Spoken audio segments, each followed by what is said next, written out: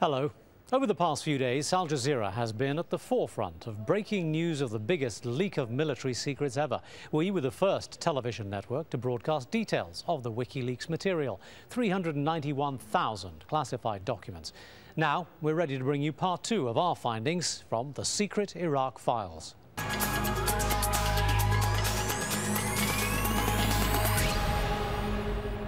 Now, these secret documents, sourced through WikiLeaks, cover 6 years of war. And while they deal mainly with day-to-day events, they also allow us to paint a big picture.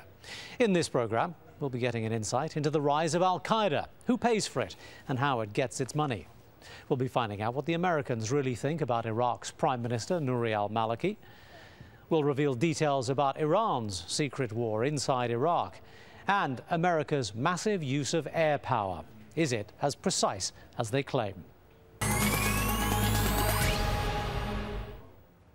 Al-Qaeda in Iraq has grown from almost nothing into one of the deadliest threats to Iraqi civilians and coalition soldiers alike.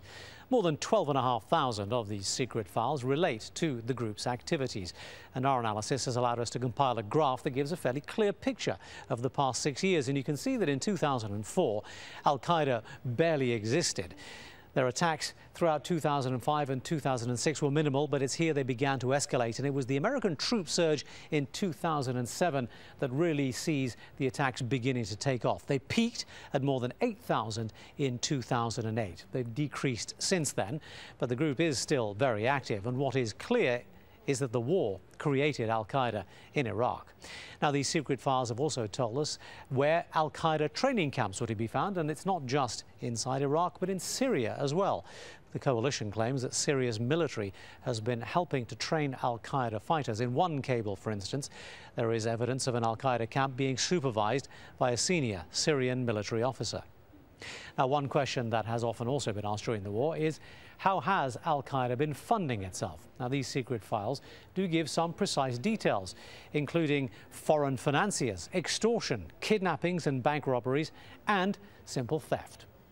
Let's give you some examples. One report claims that rogue policemen were planning to lend an al-Qaeda cell police uniforms and police cars.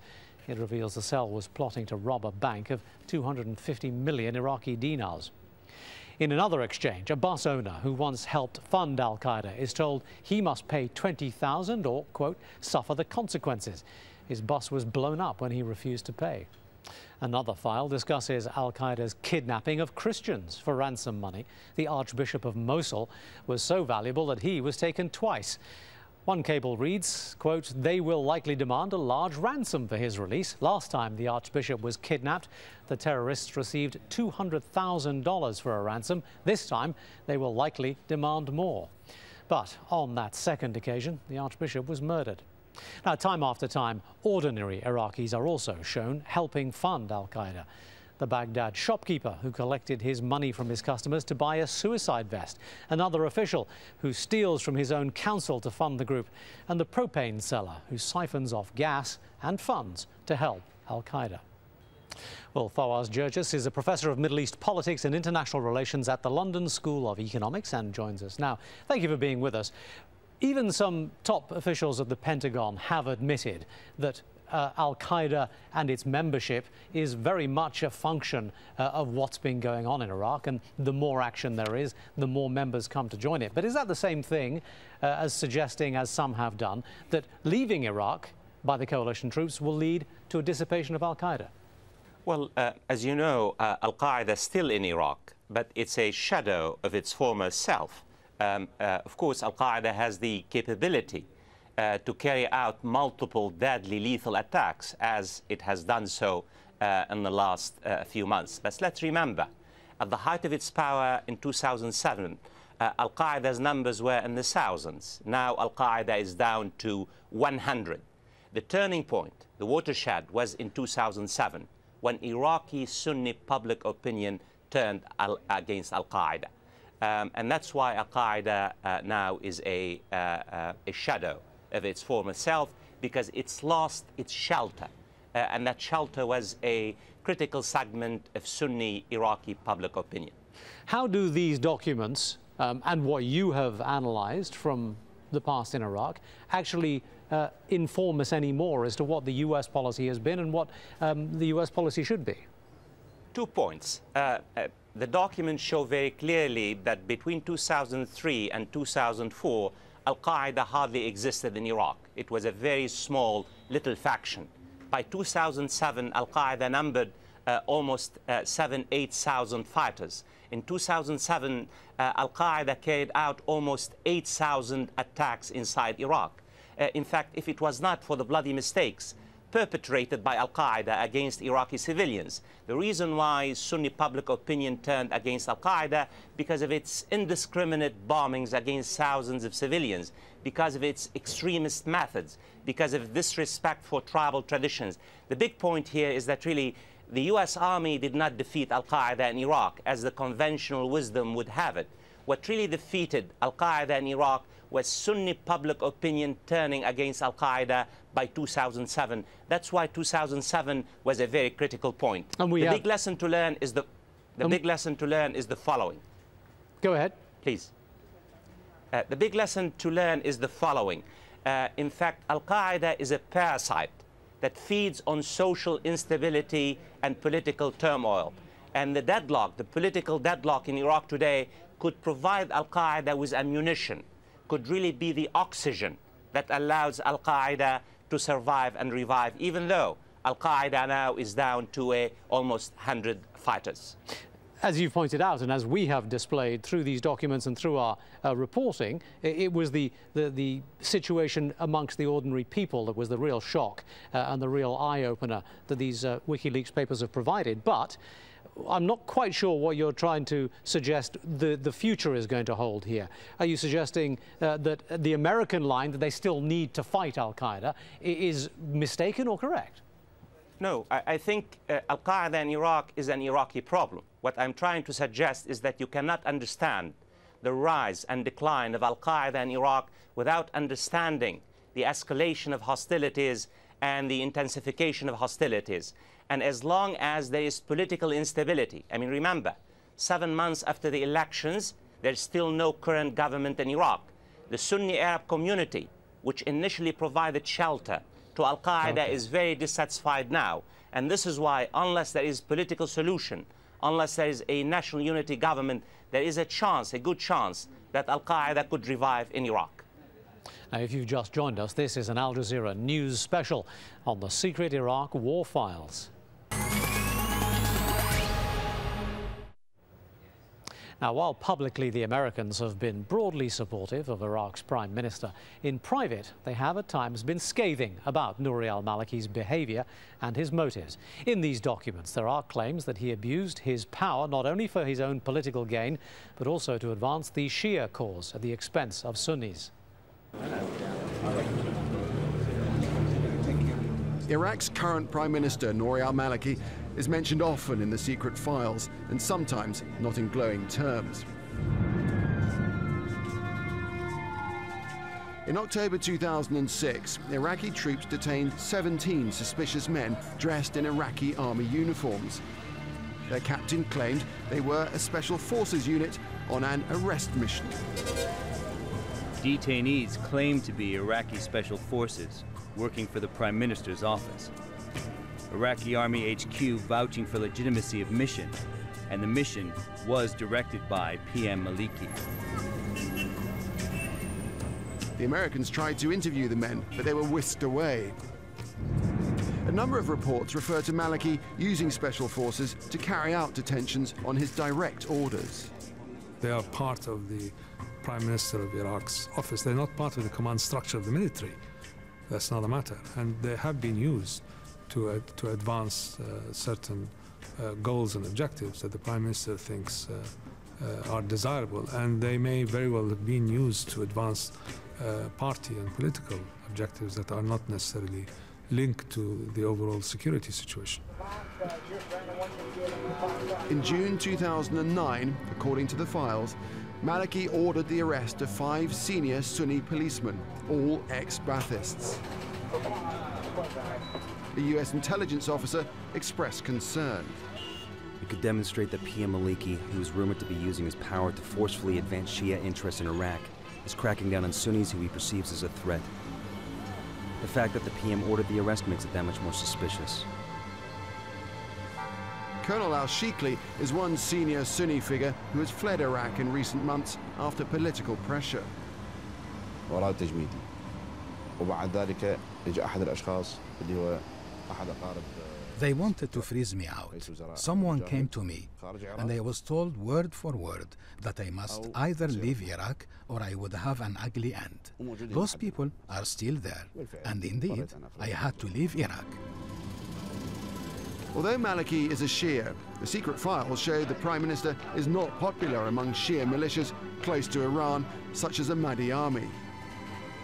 Numerous assassination attempts are made on Maliki's life, according to the files. As of early October 2006, alleged Jaish al-Mahdi death squad leader in Baghdad claimed to have been tasked by authority of a fatwa to organize the public assassination of Iraqi Prime Minister. Maliki's main political rival, Ayad Alawi, also faced an alleged assassination plot. Coalition intelligence reports a car bomb.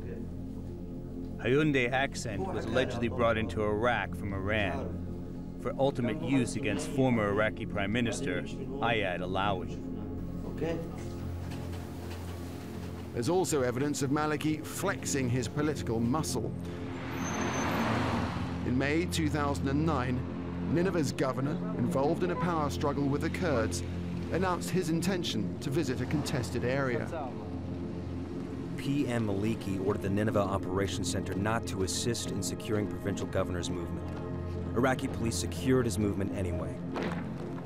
Despite the Kurds' warning they would shoot the governor if he passed their checkpoints, the secret cable shows Maliki ordered the police not to assist him. Well, Ghassan Atiyah is the founder and executive director of the Iraq Foundation for Development and Democracy and joins us now. Mr. Atiyah, thank you for being with us. How damaging do you think these WikiLeaks files will be to Mr. al-Maliki? The files, as a matter of fact, they didn't bring anything new which the Iraqi didn't know about it.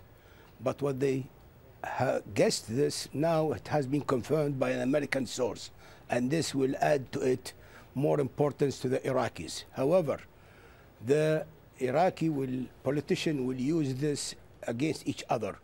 And then Maliki, no doubt, suffered a blow by these reports. However, he took the action of establishing a new committee chaired by the Minister of Justice to look into this. I was going to bring that up, actually. Do you think this committee will actually do anything of note? As a matter of fact, I was saying, anything referred to a committee in Iraq is tantamount to postponement, or rather ever postponement. No committee in Iraq has come up with any conclusion during the last 7 years. So in this sense, what is really the new development in Iraq is not the WikiLeaks, but actually the ruling of the Supreme Court that the parliament should be convened within 2 weeks. If this will take place, this means that Maliki is preparing himself to force a vote, and if he forces a vote, this will create a big schism in the Iraqi body politics. And if the Iraqianists, or basically the Sunni constituencies, feel that they will sabotaged or whatever it is, then we will have a big division in the Iraqi politics. They will forget the American WikiLeaks, and they will think that now they are going to be robbed the rare, actual, fair chance of being partner in the government. So the next 2 weeks are very decisive, and any step taken in by the Maliki to force an election of a head of parliament and subsequently the president and then the prime minister, this will be the big problem in Iraq now more than any other else. The situation for Mr. al-Maliki individually is right now focused on Parliament and his relationship with other politicians. What about the view of the public? Do you think the public has paid much attention, and do you think that will make any difference to the broader political situation? I would be very candid with you. I've been in Iraq, I know it. Nothing in this report is not known to the simple Iraqis. I know Iraqis who are in prison, they will tell me, we rather be in American jail rather than Iraqi jail. My office is only 300 yards from the Ministry of Interior, where they had their private cells in 1905, and they were torturing there. That's during a Ja'fari government. The American, all they could do, that ask them to change the guard there and the management there. But no one has been punished, no one has been reprimanded for what he has done then. Until now, we don't have any report which show that any action was taken against any individual who practiced torture on Iraqis. Well, what you have just said and what the WikiLeaks files have confirmed is that so much of this violence has been Iraqi violence. Is there a potential that we will return to the dark days of 2006, 2007, should the al-Maliki government fall and should the political situation descend once again into fraction? As I say, it will not be due to the WikiLeaks reports, but rather for convening of the parliament. If he will, Maliki, decide to bulldozer the forming of the new government by having 163 members in the parliament, and they vote for a new head of parliament, then this process will put on the next step will be choosing a prime minister, president, and then the prime minister. If this process will take place at the same time the Al-Iraqiyya feels that it has been marginalized or ignored, the question remains is in the hand of the Kurdish bloc. What the Kurdish bloc will do. Okay. Will they try to hold things, or will they try to take side? This is a very crucial 2 weeks coming in the near future. Well, under Saddam Hussein, Iraq and Iran were deadly enemies. But 7 years on, Iran is perhaps the greatest beneficiary of the coalition's invasion. Hundreds of these files detail Iran's involvement in Iraq. And there are allegations that its intelligence agents directed attacks against Americans and Sunnis alike, and that Iran's Revolutionary Guard supplied arms to Shia fighters. Iran's long border with Iraq is the perfect place for weapons smugglers. Old munitions from the Iran-Iraq war make up much of the material, but also in the files are secret reports of large-scale weapons shipments allegedly provided directly to militias by the Iranian Revolutionary Guard. Islamic Revolutionary Guard Corps personnel smuggled ammunition, explosives, and rockets from Iran. They're possibly surface-to-air missiles. The evidence is overwhelming. From weapon caches that carry Revolutionary Guard insignia to IEDs to the bombs and the mortar shells and so on. I mean, the flow of arms from Iran into Iraq to support these groups was continuous and practically unceasing. Another detailed British intelligence file reports a source that claims Iranian Revolutionary Guards were directing assassinations in Basra. The source alleged that 5 Shia militias in the city, including the Badr Brigade and Fadila, regularly received Iranian orders, which they then passed to assassination teams working within Basra's police service. The Iranian Islamic Revolutionary Guard Corps directs Iranian-sponsored assassinations in Basra. The instructions include the target's biographical data and the method of assassination. According to the secret files, numerous Iranian intelligence agents have been conducting attacks inside Iraq. One Iranian spy was allegedly sent to assassinate controversial Sunni politician Dr. Adnan al-Dulaymi in 2005. The killer went to great lengths to hide his Iranian origins. X will travel into Iraq with an Iraqi passport with the notation that he is mute. Source comment. The reason for this notation is that X speaks broken Arabic and would easily be detected as an Iranian.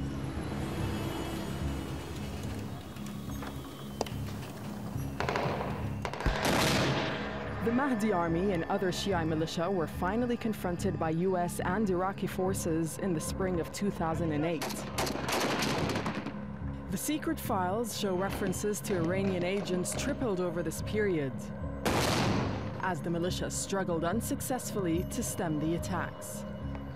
Yet Iran's influence still remains strong. The Iranians at the moment are in a position to greatly influence what's going on in Iraq, have had one of their key adversaries in the region, Saddam Hussein, removed, and a series of their allies placed in power. Yes, so in this kind of ghoulish and horrible league table of winners, the Iranians are certainly at the top, and the British and the United States are certainly at the bottom.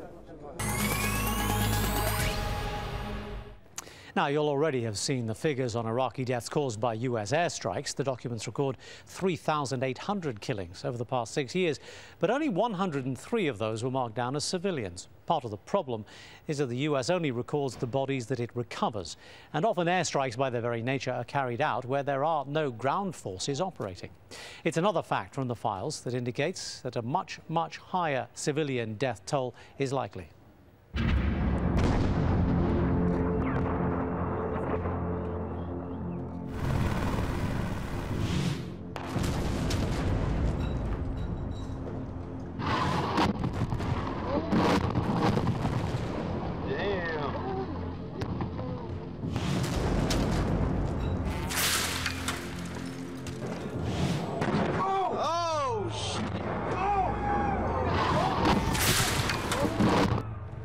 Fallujah, September 9th, 2004.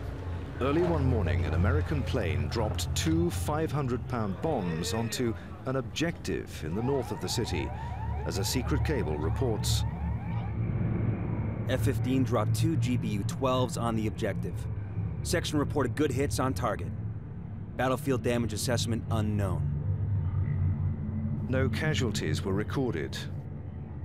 The US military confirmed a strike on al-Qaeda militants and stated categorically that no other individuals were present. But news soon emerged of the deaths of at least 8 people, including 4 children and 2 women. A family died in this house. No one was saved. Children and women were killed. That evening, the US issued a revised statement, acknowledging that an unknown number of Iraqi civilians were unfortunately amongst those killed and wounded in the strike.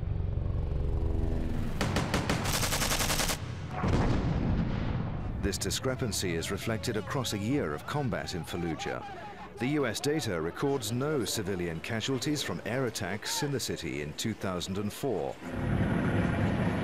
Iraq Body Count, one of the most credible sources on casualty numbers, says hundreds of civilians were killed in Fallujah that year, many by airstrikes. We know that there were at least 600 civilians killed as a result of the attacks on Fallujah. None of the airstrikes, none of the ground attacks came on their own. There was a combination of weapons. Airstrikes were extremely important. And one of the things that we've discovered in our research is that airstrikes, when they kill civilians, tend to kill a large number of civilians. In the rare cases where we do have reports of ground forces searching for casualties after an air attack, the figures can tell a very different story. Following US airstrikes on Hoceima in 2005, Iraqi troops recovered civilian bodies from 3 sites. All casualties were recovered from areas attacked by coalition aircraft. It was not known that civilians were present on targets during time of close air support engagement. It was left to the Iraqis themselves to retrieve the dead. 25 killed, 12 children, 3 males, 10 females. The commander in charge in Iraq until 2008, General David Petraeus, made clear in his manual on counterinsurgency that an airstrike can cause collateral damage that turns people against the host nation government and provides insurgents with a major propaganda victory. About 4 Humvees right along this, you're clear. All right, firing. When the space line, let me know when you have it.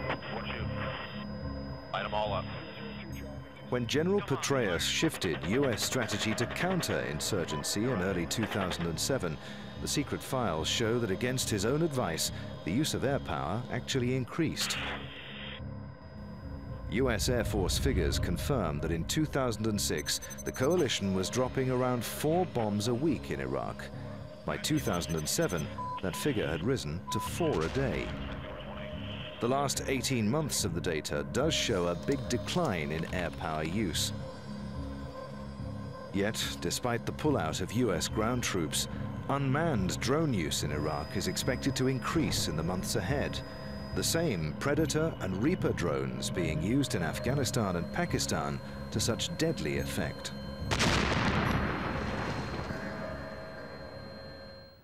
Well, Marwan Bishara is Al Jazeera's senior strategic analyst. Marwan, the Pentagon has again, similarly to the Afghan leak, accused the media of endangering troops and national security. Have we done so, or is it more in the public interest that we should be having programs like this? You know, it was that very same justification of national security that took America to this disastrous war in the first place. And it was the justification of national security that allowed the United States for this miserable conduct of the war over the last 6 years that led to the, as we've seen from the leaks, to the casualties in the hundreds of thousands. The fact that there isn't that public discussion in the United States and abroad onto those sorts of questions allows them to go unchecked, and hence allows the kinds of war crimes that we've seen before. In fact, as they do have the right, in fact, the responsibility to protect their people, we have the responsibility to our viewers, to the public, and not just in the United States. Because as an international news organization, if we're going to go about respecting every country's own calculation of its own national security, we will probably never, ever cover any news. So we do have a responsibility, in fact, a right, indeed, in times of war, Taimur, to cover those sorts of news like never before. Now, you mentioned public discussion, and surely this war, more than anything, has proven the value and the need for public discussion. But how much are we going to get in this case? Nick Clegg, Britain's Deputy Prime Minister, has suggested that maybe he would support an inquiry. Is he likely to when push comes to shove? You know, the British have been far more forthcoming than the Americans on this time. There's the Shilkut inquiry already underway since 2009, looking into British role into the war in Iraq. So I think those sorts of positions from responsible British politicians is actually very interesting. And the fact that they are the biggest coalition partner in Iraq, as they are in Afghanistan, of course they should be listened to in Washington. Now, unfortunately, we have something like a special tribunal to the assassination of Rafiq al-Hariri in Lebanon. And maybe this is important and interesting. I'm not putting any judgments on that. But for one prime minister, we have a special international tribunal sanctioned by the United Nations. But for the killing of over 150,000, there isn't even yet any inquiry. The United States is not even looking into it. That's really terrible. And not only that, you have a lot of people who are beginning to fear that the US is trying to engineer a similar chain of events in order to go into Iran. Do you think that is likely, and do you think this has changed any possibility of that happening? If I may, Taimur, before we go to Iran, and yes, I agree, this is a threat. This is out there, and this is important, we need to look at.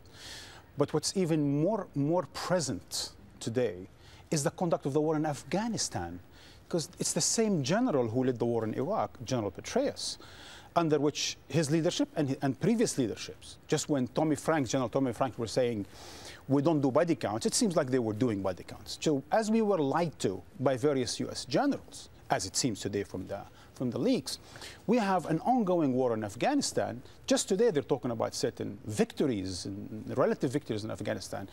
Do we then start posing the question that just as they concealed evidence from us, just as they concealed war crimes from us, apparently, in Iraq, they're doing the same in Afghanistan? Hence, once again, Taimur, it is our responsibility to make sure that there's enough public discussion on these affairs so that we won't have the same thing repeated in Afghanistan. All right, Marwan, thanks very much indeed. Thank you. And so we come to the end of this, our second news special on the secret Iraq files. I'm Taimur Nabili. Thanks for watching. Goodbye.